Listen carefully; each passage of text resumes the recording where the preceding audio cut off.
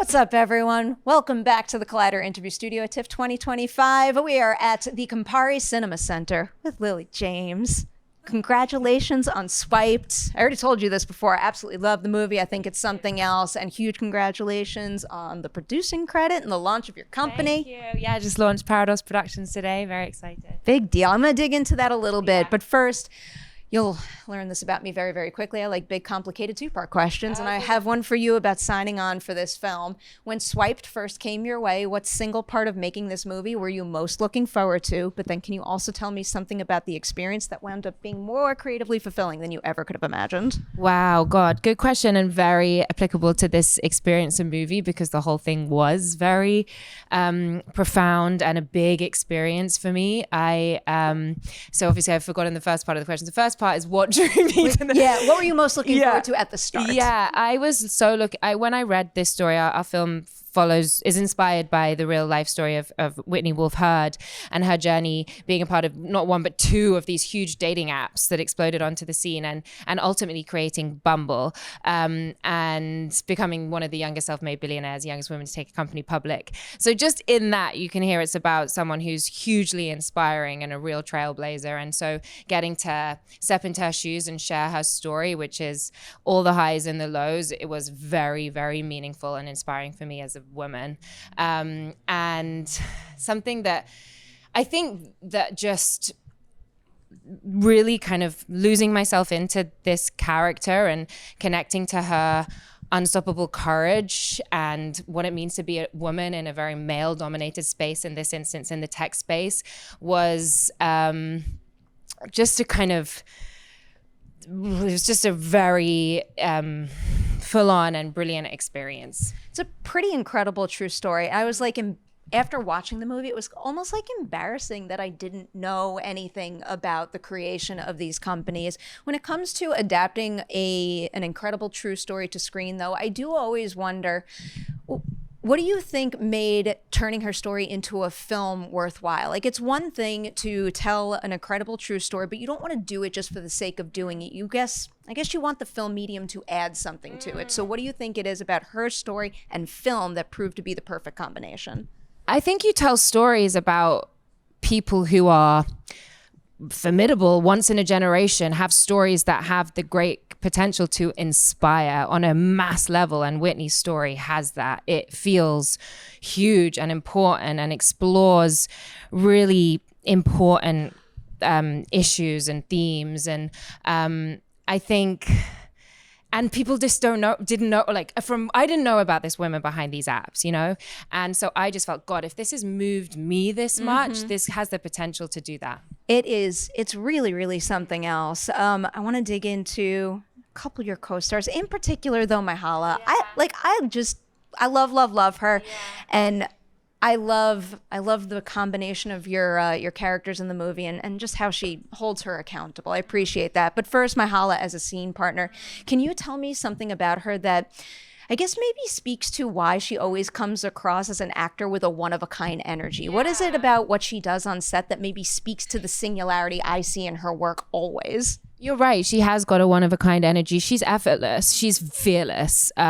She comes with great energy, and you know, she's a great scene partner. She's a brilliant actor to act opposite. And I thought she brought so much energy and power to this role, and we were so lucky to have her come on board the film and be a part of this story with us. She is something else. And going back to what I was saying about her character's impact on yours now, I love the fact that they're friends, but like she doesn't back down. She holds her accountable for her choices in the movie. And I don't know, I guess I wanted to ask a personal question about that. Do you have someone like her in your corner, in your life, someone who is, you know, looking out for you and loving you, but like holding you accountable when you could step it up in a way? Yeah, it's so important to have those people in your life. This, I guess, ties into the beginning of our conversation. I've just launched my production company, Paradox Productions, alongside my longtime friend and my co-founder, Gala Gordon. And she is that person for me. She's sort of in my corner and fights for me. And also we can have those really big, honest conversations and hold each other accountable. I love that. I'll ask another question about her. What is something about your sensibilities as creators that aligns and makes you perfect partners at this company. But then also, can you tell me something unique about each of you? Something that, I don't know, will make sure that your movies have like the most perspectives coming at them.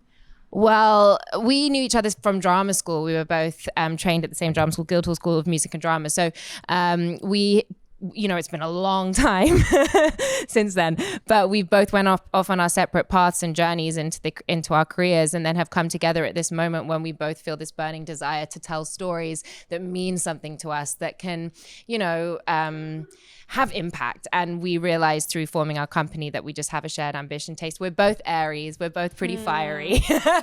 We both want to, shake things up. Oh, I got all the faith in the world. I'm going to come back to a couple things you have cooking in a moment, but I want to go back to the Swiped ensemble. In general, I'm always obsessed with the variety of acting techniques out there. And you're right smack in the middle of just like pure gold as far as the supporting cast in this movie goes. Can you tell me the two people in the Swiped ensemble that have the most polar opposite approaches to their work, where when you're their primary scene partner, you're going to have a different acting experience?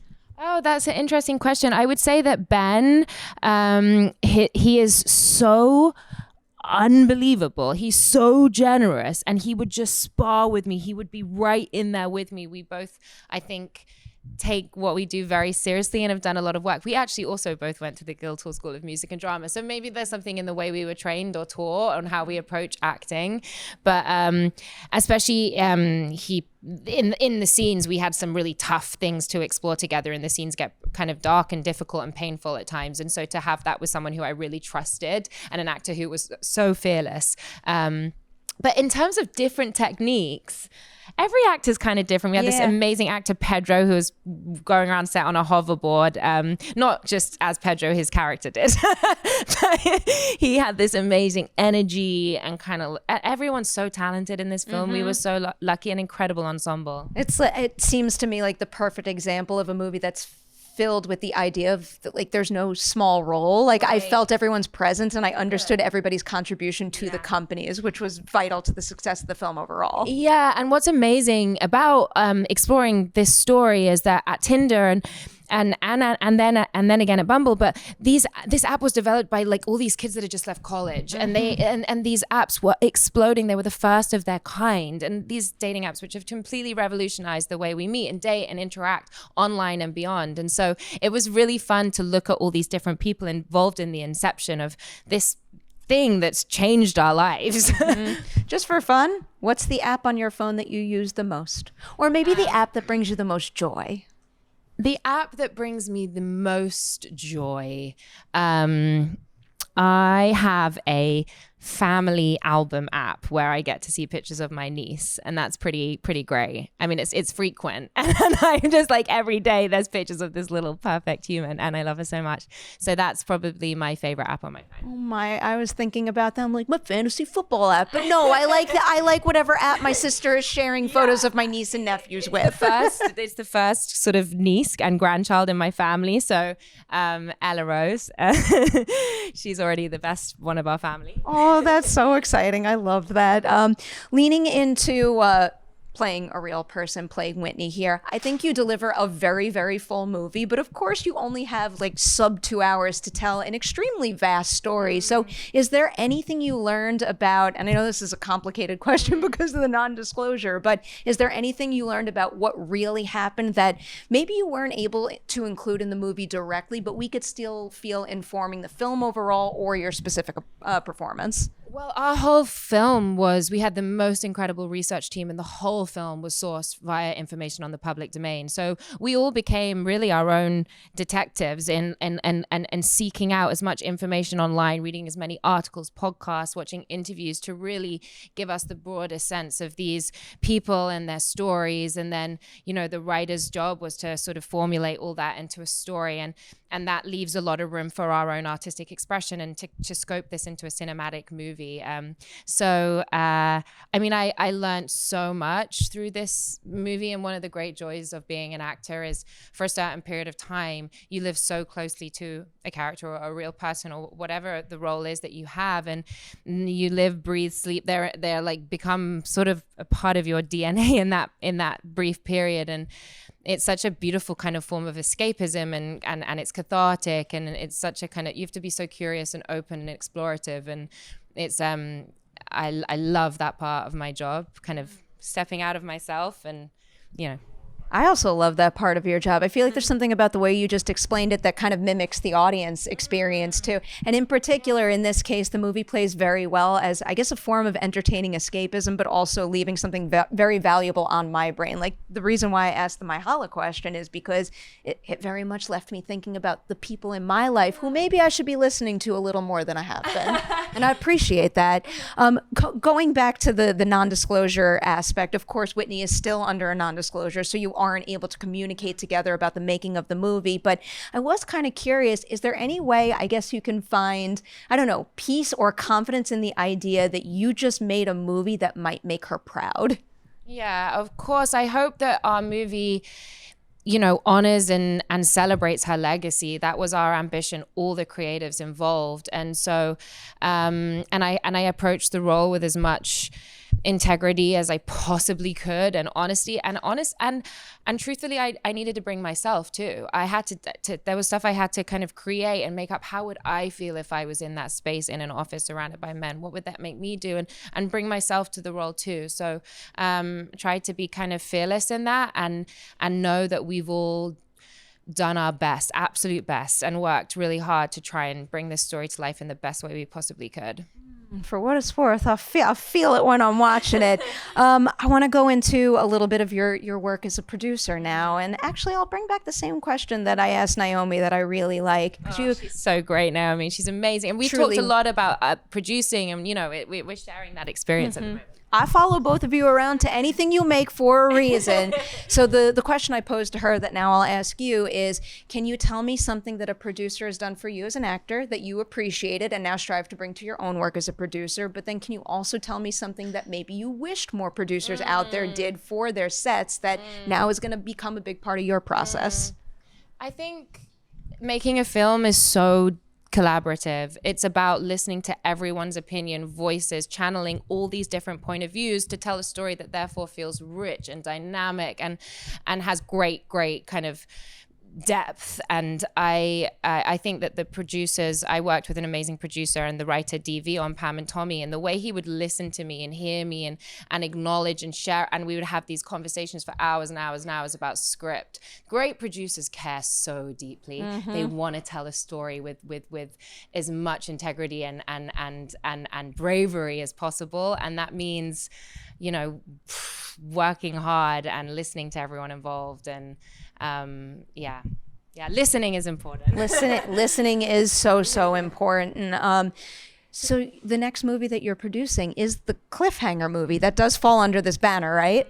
I have a couple questions about that. So I would have been excited to hear that there's another Cliffhanger movie no matter what. And then I was reading a little bit about it. And when I saw Anna Lily Amirpour's name on the original story, I'm like, well, that's really interesting. So I know someone else got the script after her, but is there anything about the core of that story that maybe feels so uniquely her? I just never would expect her to write a cliffhanger story. Yeah. Well, she's formidable. I am the biggest fan of her work, and I really admire her and would love to work with her one day. But the script's gone on the whole project's gone on a big journey since that time. So it's very much been a reimagining with the creatives that are on board right now. And we have an amazing cast, Jean-Michel Sarah directing and leading us with. Couldn't have a better person behind the lens. He is just so incredible to work with. We were hanging off the sides of mountains in the Dolomites, trekking hours up mountains. Snowstorms were coming in, and we had every actor had to have 2 mountaineer guides with us because a fog would suddenly close in and you couldn't see your hand in front of you. And I just, the physical aspect of that, the climbing, we really wanted it to be as real and visceral and as raw as possible, kind of woman against mountain. And, it's going to be really different from the original, which I love, but really proud of the work everyone put into this to get it, to where it is now. And we're just in the post stage. I'll ask one question because I'm sure you went through a lot of training to be able to do what you just described. When you were training to do that kind of stunt work, what single thing came most naturally to you where you like just got it right out the gate? But then is there a physical challenge that really took a lot of legwork to master and sell on screen? Well, I remember after I sort of joined onto the project and we came on board as producers, and I was sitting having dinner with Jama and Gala, my partner, and we were like, and he was like, oh, so we just had a lovely dinner, we were chatting about the film. Then he was like, oh, so how are you with heights? And I was like, I suddenly choked. I was no. I don't think very good with heights, actually. What have I done? And then I realized, I was like, all of a sudden I realized that I would actually have to be sort of on a mountain. Anyway, it turned out that was my favorite part of it. I learned to climb in Ibiza. I did sort of weeks and weeks and weeks, every day, 5 hours climbing. And I fell. The best part of it is this weird physical strenuous exercise mixed with something that was very sort of meditative and spiritual, actually, without being too worthy. It's you are just out in nature and you don't have any other thought in your head because you're so focused on kind of, you know, getting up and staying attached to the mountain. That sounds incredible. I'm always looking for a new like physical challenge. I feel like I'm going to see this movie and then I'm going to want to test myself. Yeah, it's highly addictive. I'm so all in on climbing now. I didn't love it as much in the gym. I really liked being out on the mountain. Like bouldering is great, but I found that almost scarier because you're not attached to a rope. You're not so high, but I don't know. Bouldering is so embarrassing for me because I feel like I think I'm like holding on to the bottom for so long that I think I've spent enough time to go up and then I fall and realize I've only fallen the slightest bit. If it's any consolation, I find that way harder too. Okay, now I feel better about that. I'm not sure if you could tease anything on the horizon for your company as far as producing new movies, but I don't know, is there any particular like type of character, maybe a new artist that you're looking to support through the company that we should keep an eye out for in the future? Well, our remit is to champion stories of female resilience. So we're just exploring, and we've built up a slate. We're working with some great partners, you know, and people that I've, you know, worked with before or producers that we've long admired. And so we're really exciting at just building those projects and sharing more soon. I have one other upcoming project that I really wanted to check in on. It's Let the Evil Go West, because I look at that, I see your name, I see Sebastian Stan, and you've got the director of the original Speak No Evil behind it. There's one question I could be asking about that movie, given what I watched in Speak No Evil. How effed up is that movie going to be horror-wise? Oh, you know what? I there's not much to report on that one right now. Yeah. However, I am so longing to work with Sebastian again. We had such a amazing experience working together on Pam and Tommy, so I feel like it's about time we find we kind of really start motivating what the next thing is. Okay, I'm sending, whether it's that or something else, I'm sending those good vibes in your direction. Yeah. We have hit the last order of business during this interview. So during all of my interviews at TIFF this year, we've been passing notes, but passing notes from film to film. You are my last interview of the festival, so you don't get to pass a note, but you do get to receive one from my last interview. Of course, Naomi Scott. That is the note she passed to you. What is it? So good. Complete the lyrics to this song. I've never been worse. I've never been better. It's actually... Feel free to sing it. So this is a song by our great friend and the most incredible musician, Ben Abraham, who I did a music video with him in a walk and sing. And now he's actually going to kill me. He says, 'cause I've never been worse and I've never been better. And I'm in love with the person that I'm becoming, but I'm more insecure than ever. I'm sorry, Ben. I screwed that up so badly. It's such a good song. You got to check it out on Spotify. I've never been better, never been worse. Yeah. You made it sound beautiful. I feel like there's no better way to end passing notes at the Collider Interview Studio at TIFF 2025. Oh, Thank you so much for that. I really... Again, sending all good vibes your way for everything you produce, and also huge congratulations on Swipe. I absolutely loved it. Cannot wait for the world to see it. Thanks for coming by today.